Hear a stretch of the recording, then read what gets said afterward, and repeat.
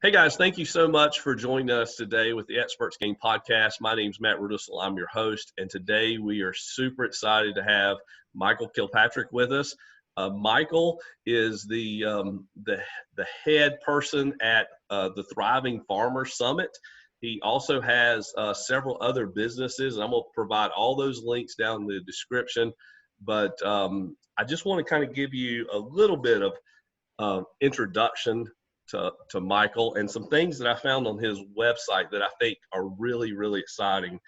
His mission is to help farmers succeed at work and in life, which I really like. And then his company overview was simple.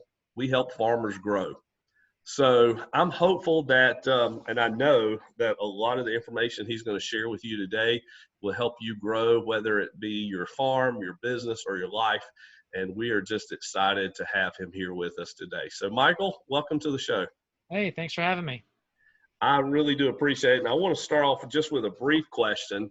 And maybe you can just tell us a little bit about yourself. Go ahead and tell us what you do. Yeah, so, a brief words of my background is my brother started a farm in upstate New York when we were 15 and 16. And we grew that over a decade. Actually, I grew it because he left after 2 years to about 20 employees, managing about 500 acres and about $500,000 in gross annual sales. So that was kind of the first, quarter of my life was that, working on that. And then I interned at Polyface Farm in Virginia. I met my wife, and then in 2015, we shut down the full-time farm, leased it out, and moved to Ohio to work in some other projects. And then 2016, 2017, we started our company, which is now known as Growing Farmers. And yeah, as you said, we do the Thriving Farmer Summits. We do a bunch of online trainings, the Thriving Farmer podcast. So that's kind of like a brief overview of what we do. And as you said, it's all about how can we help farmers thrive. We live in a country and a world that the food system is broken. And so we're trying to figure out how can we help them profit and thrive faster. Well, fantastic. Well, you mentioned something in there that caught my attention.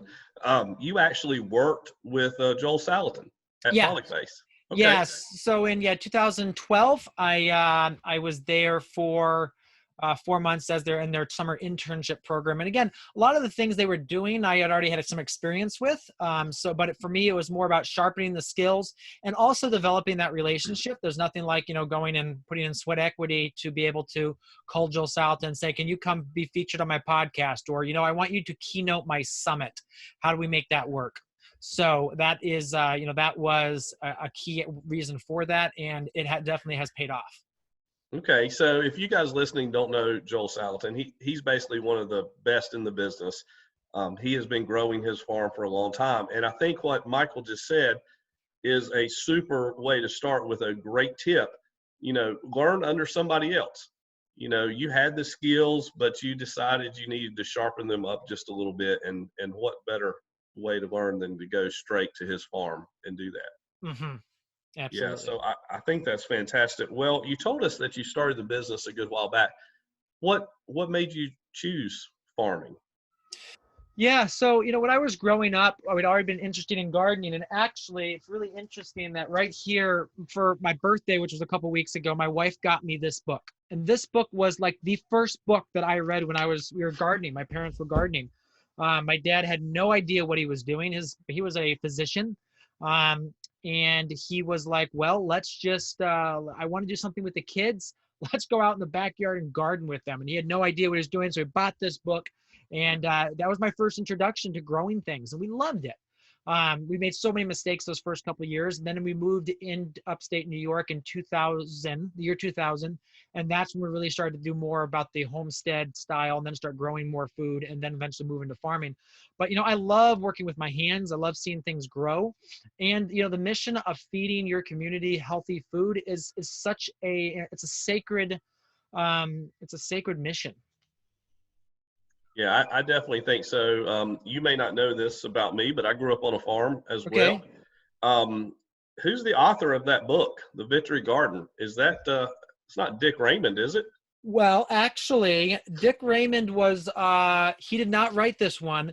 This is actually written by Marjorie Waters, but it's all around that same concept Mm-hmm. and that. Yeah. So, but yeah, I mean, it's really broken down for kids. It's got some jokes in it. It breaks everything down in very simple steps, which I think is why it's so powerful. I have the that Dick Raymond book. I think it was called Garden My Way or something like Yeah. that. Mm-hmm. And I look at it probably once a week. I mean, it's this was my grandmother's book. I still have Uh-huh. notes in there from her, and of course that helps a little bit since she's not with us anymore. Yeah. But I remember that's how I got started in gardening myself. Mm-hmm. I went out with her, and she taught me a lot of things. So um, I trust her notes. I go by that still today, when I plant stuff, and I think that's just phenomenal. So, yeah, great connection there. Let me ask you, what do you think has been some of the things that have made you successful? You've grown that business, and it seemed like it went really, really well. But what are some things that have made you successful? Yeah. I think the biggest thing that made us well, there's a couple things. I think the first thing I will say is we didn't know the meaning of the word no. Mm, I mean, like people said, my grandparents for one said, oh, farming is, you can't make money at it. It's not going to work for you. Well, we figured out a way that made money and made it work. My dad one time, and again, love my dad, but it's like, no, you don't need to do this with your business. You don't need to use any debt. I eventually, because he was still the majority partner of the business for a brief time, I ended up getting him to sign on the dotted line to borrow on a tractor that we needed. I don't even think he realized what he was signing. But we figured out ways to make it happen, and we just listened to people saying no. I think the second thing is that we were incredibly lucky to meet some of the top farmers in the US that were just located mm, 25, 30 minutes from us. And we were willing to mentor underneath them. And when I say willing to, because there's a lot of people that meet a lot of really cool people that could speak incredible truth into their lives, but they're not open to receiving it. And I'm a constant learner. I mean, I've got, you can't see on this right over here, I've got multiple bookshelves. I'm constantly getting new books, constantly consuming new content, figuring out things, constantly learning and reaching out to the best. Always trying to figure out what's the next level in what I'm doing and how can I do it just a little bit better. wow. I think there were a lot of great nuggets in what you just said. The first one is um, don't take no for an answer. I Uh-huh. mean, a lot of times we have naysayers in our life, and I've been teaching this for years that most of our naysayers are the ones that care about us the most, Yeah. and that's why, because they of course don't want to see us fail. So they are questioning a few things that we have, and as entrepreneurs, a lot of times we've really already assessed all the risk. It's just that they're not seeing it, as Mm-hmm. much what as what we would normally think. They see the outside. They don't necessarily see what we've thought about. The second thing you mentioned was mentorship. I think mentoring is huge, and I think learning from people is huge. I'll give you a great example of that. Um, when I met you, we were at a conference. It was a Mm-hmm. learning conference. It was probably one of the better conferences I think I've ever been to in my life. You walked up beside me and you introduced yourself, and I did a double take, and I said, "Wait a second, you're Michael from Thriving Farmer Summit," because I had just went through your summit Yeah. online, so I was learning from you. And I think learning from people, especially in this time that we're in right now, is a great opportunity because there's so much information out there. So I appreciate that as well. But I've been teaching for 20 some years, and not one class has went by that I haven't learned something from my Mm-hmm. old class. Yeah. So Matt, go ahead. back to that conference that we were at together, the reason Hmm. I met you is we were actually we were there an hour early so we could get the best seats in the house. And the reason for Right. that is because we didn't want to be distracted by the people who sat in the back who weren't really wanting to pay attention. We wanted to be up front, locked onto the speaker, hear every single word, and be writing constantly with all the takeaways. So yeah, I mean, that's why we met, is because we're both fanatical about learning and improving ourselves. And I'll tell you another thing about that too. Every day we saw each other after that because we were not just there one time early. We were there Yeah. every day early. Yeah. Us and And the chiropractors. that's right. The chiropractors and some ladies from England and Yeah. some people from Ohio and Georgia. I mean, it was like our own little community inside of that community already. You know, it was perfect. So I definitely appreciate all of that. And you know, I'm still learning. I'm still checking out your stuff all the time. And the good news is for everybody listening, I'm gonna put it in the links here below so you guys can check it out as well. Michael, why don't you describe for me real quick your average workday, if you have one? They're very varied, especially now as we're starting to transition me out of this business full time and into a new business. So we're working on that as we speak, and we're having some big serious conversations with the team around what that looks like. But you know, usually I'm up by my alarm goes off at 5:30. Sometimes I'm up before that, sometimes up a little bit after that. Spend some time in the morning reading, just kind of like self-development. Then the kids come down. They actually come down right at 6:45 normally because that's when their alarm goes off. They're allowed to get out of bed, and and so then we just kind of spend some time together. They have an obsession with watching videos on Facebook. So we typically watch Planet Earth videos, you know, the BBC, that kind of stuff, Animal Planet, that kind of stuff. And then I'm down in my office usually around like 7:15. And usually the first time is just looking at correspondence, making sure there's nothing I need to go through for 15, 20 minutes. And then I try to deep dive into just kind of like focused work. So obviously in my business, there's like the stuff that just eats away at your time, all the little things. And so I try to just like push that to the end of the day and really spend some key hours in the morning just diving through. Like this morning, it was all about, we're doing a new course for our farmers on farm funding. So one of the biggest challenges they have is, how do I get money to start my farm? And it's not a simple thing. So we're putting a course together on it. So after I get off the call with you, I'm actually recording that entire course. So this morning was putting the final touches on all the pieces of like, you know, here's the resources. This is the, you know, this is bank funding. This is private equity. This is, you know, customer funding, how that all works. But then, yeah, I mean, it's lunch, then it's back into the office. When we're in podcast season, we do our podcasts in seasons. I will do up to 4 podcast interviews a day. I think that's the max anyone should ever do, especially if they're long form. But we'll do like, I'll do 3 days of like 3 to 4 episodes back to back. And that way I'm done for 2 months, my podcast for 2 months. And then just like clockwork, Monday morning, Kirsten, who's our business manager, says, Michael, here's the title, here's the copy. What do you think? And then Tuesday morning at 10 a.m., that podcast goes live. So we're really big about batching. And another thing too, is we're very intentional about doing what we're good at. So like right now we're redoing our website, and I just actually spent a large amount of money with someone I know that is really good at messaging for a website. Even though I definitely do my own copy, I do my own, all that stuff. I'm paying him some big bucks to come in and just walk us through this process, because I know I don't want to touch this website for another 3 years. I want it to be a good, high quality, kind of like be who we are.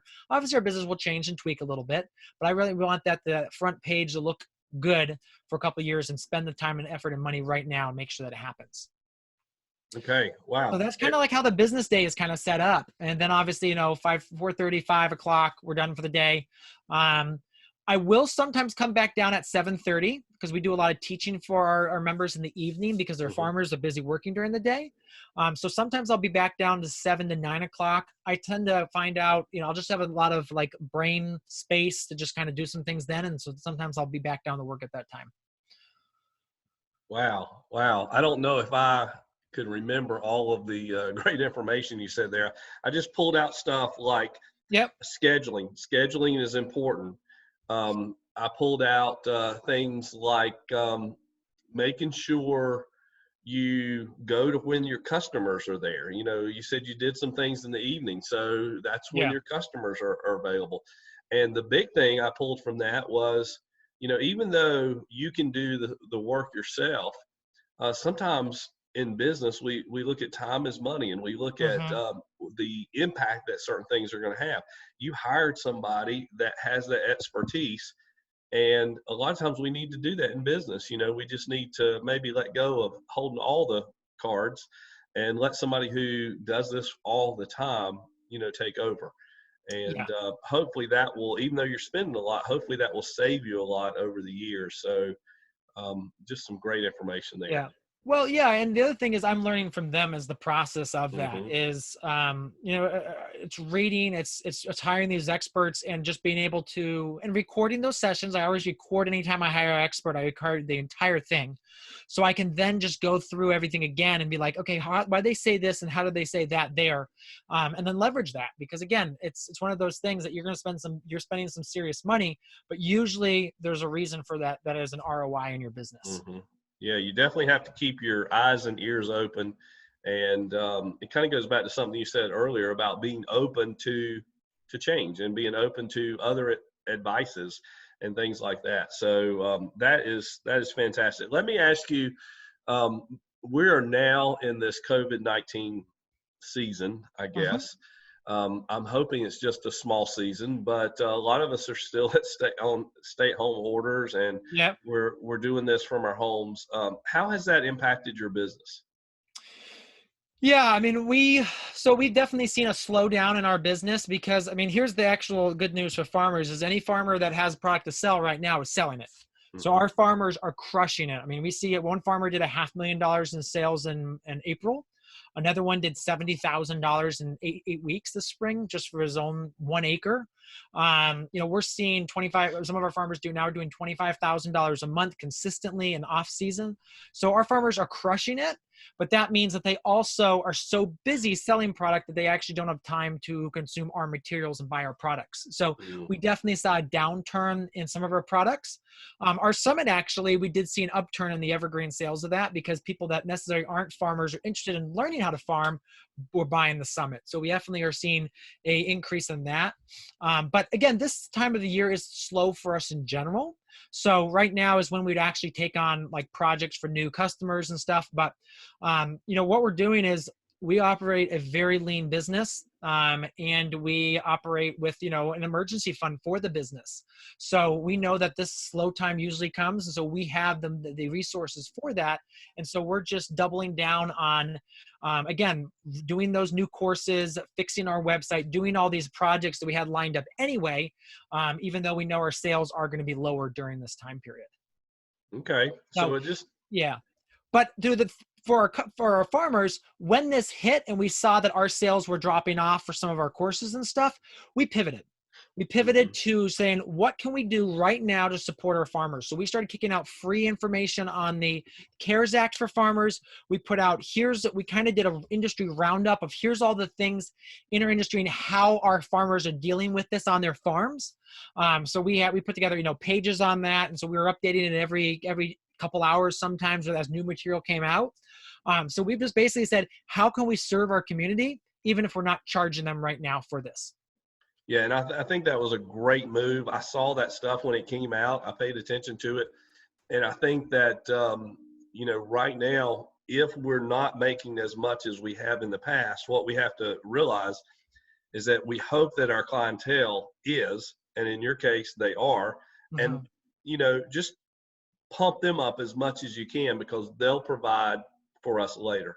And Mhm. I think that's a great philosophy. I know you probably got to run. You've got a lot of stuff going on this afternoon. I want to ask you one more question. And if you have any tips or information for maybe new farmers or new business owners, what are some tips that you would like to share with our audience? Yeah, I mean, a couple things, and this works for farmers and regular business owners. I mean, the one thing that farmers have that most business owners don't is we deal with the weather on a daily Mm. basis. So it's just always that just weird thing. I mean, like I used to work in a manufacturing company for a couple months, and they brought me in to help them implement lean on the production floor. And the beauty of that, no matter if it rained outside or if it was 20 degrees outside, we could still work. Nothing changed other than getting to work. But with a farmer, every day is going to be a little bit different. So that's the only thing that changes. But I would say for anyone looking to go into business, two things. One is try to find the best person that you can in that business, or multiple best people to learn from. So again, I went to Polyface. I interned with Paul and Sandy Arnold, who were my mentors. They were the best in the industry that I knew. And I worked on it. I did whatever it took to get to them. One of the reasons for going to the conference you and I were at is because one of the mentors I've been following, I know usually shows up there. And I ended up being able to run into him and having a 15-minute conversation, which cemented my name and who I was in his mind. And I'm sure I'll be able to leverage that later on. So find those top people, even if you have to pay for access. And again, the conference you and I went to was not cheap. So get that access, be able to, learn from the best, and then just start. So while you're doing your learning, we call this the dreaming stage for our farmers. Also, just start doing things like plant a few squash, plant some cilantro in your window, volunteer on a farm, try new things. So, if you're interested in becoming a plumber, saying, hey, can I go tag along with you for a couple days? The trades are coming back. And I think so many people don't realize that if you decide to be a welder or an electrician, by the time the person decides to get a liberal arts degree and has 4 years in college, the person who went to trade school, excuse me, electrician has a little bit longer trade school, but let's say you're a welder, you could be already making a 6-figure income by the time they graduate school. So just get out there and learn. And again, you do not need, 99% of the time, you do not need a 4-year college degree to do most of the things you want to do in life. I don't have one. I went to 2 college classes and realized I could read the book. And that was when I was in probably year 5 of my business. And I was like, okay, this is kind of cool, but I can just read the book and listen to the podcasts. And I'm actually doing this in my business right now. Now I've built multiple 6-figure businesses. And again, it came from, yes, I invested some of my own money, but it was nowhere near that college education. It was, finding out the experts, spending money to learn from them, and investing a lot of sweat equity. Wow, that's really good. I just saw something the other day where I think for $1,000 you can get something that's called an experts MBA, and it's not really a diploma, it's not accredited, but the wealth of knowledge you're going to get from all of these people is just phenomenal. So I think the big takeaway there is persistence. You've just got to get out and do it. You've got to just keep at it and keep at it. And in our businesses, whether it be farming or consulting or coaching or whatever it might be, we're going to have maybe, I don't like to call them failures, but we're going to have some back steps, so to speak, but we just have to keep moving forward. And I think that's what the theme of all that was. So I know you've got to run, Michael. Thank you so much for being here today. Like I said, I'm going to drop all your information, and there's a good bit of it. I'm going to put it here in the YouTube link. And we just appreciate everything today. Thanks for being my guest. And I know your information will be, watched over and over again. So thanks again. Hey, Matt, thank you so much for having me. Really appreciate it. And this was a lot of fun. Okay, fantastic. Thank you so much, Michael. Have a good day. All right.